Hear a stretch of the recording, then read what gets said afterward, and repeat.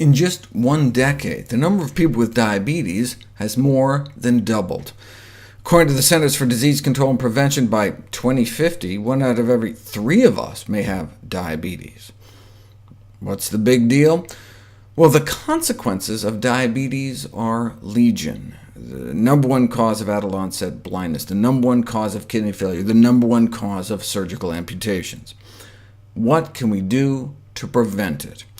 Well, the onset of type 2 diabetes is gradual, with most individuals progressing through a state of prediabetes, a condition now striking approximately 1 in 3 Americans.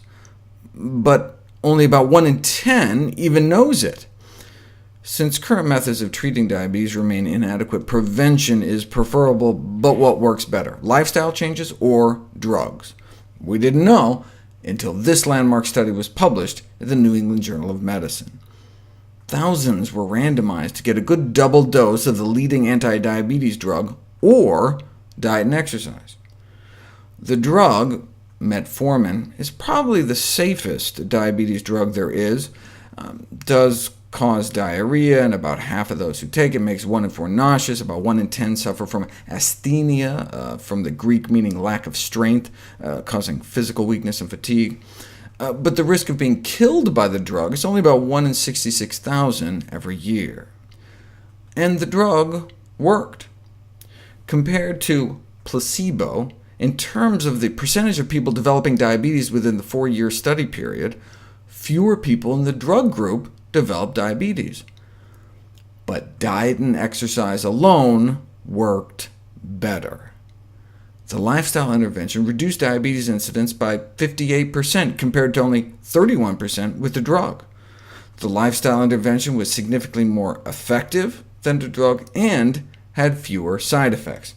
More than 3/4 of those on the drug reported gastrointestinal symptoms, though there was more muscle soreness reported in the lifestyle group on account they were actually exercising. Other studies subsequently found the same result. Non-drug approaches, superior to drug-based approaches for diabetes prevention. And the 50% or so drop in risk was not for people that actually improved their diet and lifestyle, but just those instructed to improve their diet and lifestyle, whether or not they actually did it. Check this out. This is one of the most famous diabetes prevention studies. 500 people with prediabetes randomized into a lifestyle intervention or control group. And during the trial, the risk of diabetes was reduced by that same 50 to 60%. But only a fraction of the patients met the modest goals. Even in the lifestyle intervention group, only about a quarter were able to eat enough fiber, meaning whole plant foods, and cut down on enough saturated fat, which in this country is mostly dairy, dessert, chicken, and pork. But they did better than the control group, and fewer of them developed diabetes because of it. But what if you looked just at the folks that actually made the lifestyle changes, met at least 4 out of 5 of those wimpy goals? They had 0 diabetes. None of them got diabetes, 100% drop in risk. Bottom line, type 2 diabetes can be prevented by changes in lifestyle, even in high-risk prediabetic subjects.